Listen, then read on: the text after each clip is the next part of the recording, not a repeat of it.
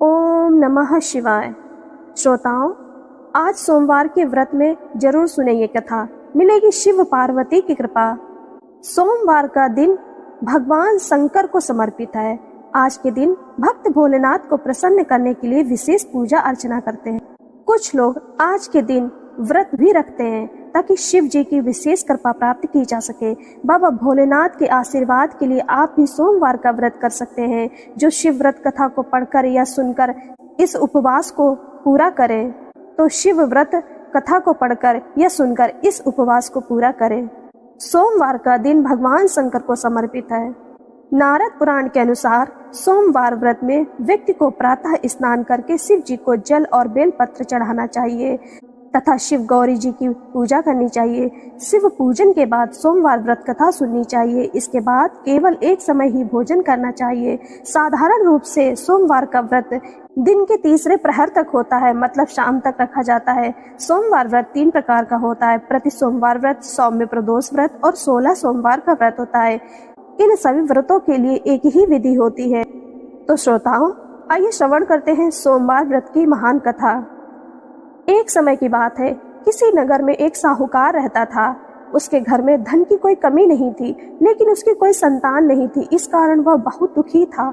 पुत्र प्राप्ति के लिए वह प्रत्येक सोमवार व्रत रखता था, पर पूरी श्रद्धा के साथ शिव मंदिर जाकर भगवान शिव और पार्वती जी की पूजा किया करता था। उसकी भक्ति देखकर एक दिन माँ पार्वती प्रसन्न हो गईं और भगवान शिव से उस साहूकार की मनोकामना पूर्ण करने का आग्रह करने लगी।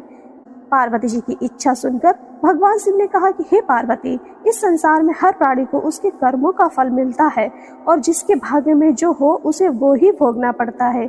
लेकिन पार्वती जी ने साहूकार जी की भक्ति को मान रखने के लिए उसकी मनोकामना पूर्ण करने की इच्छा जताई। माता पार्वती के आग्रह पर शिव जी ने साहूकार को पुत्र प्राप्ति का वरदान तो दिया, लेकिन साथ ही ये भी कहा कि उसके बालक की आयु केवल 12 वर्ष ही होगी। माता पार्वती भगवान शिव की बातचीत को साहूकार सुन रहा था। उसे ना तो इस बात की खुशी थी और ना ही दुख। वह पहले की भांति शिव जी की पूजा करता रहा। कुछ समय के बाद साहूकार के घर एक पुत्र का जन्म हुआ। जब वह बालक 11 वर्ष का हुआ तो उसे पढ़ने के लिए काशी भेज दिया गया। साहूकार ने पुत्र के मामा को बुलाकर उसे बहुत सारा धन दिया और कहा कि तुम इस बालक को काशी विद्या प्राप्ति के लिए ले जाओ और मार्ग में यज्ञ करना। जहाँ भी यज्ञ कराओ वहाँ ब्राह्मणों को भोजन कराते और दक्षिणा देते हुए जाना। दोनों मामा भांजे इसी तरह यज्ञ कराते और ब्राह्मणों को दान दक्षिणा देते काशी की ओर चल पड़े। रात में एक नगर पड़ा जहाँ नगर के राजा की कन्या का विवाह हो रहा था, लेकिन जिस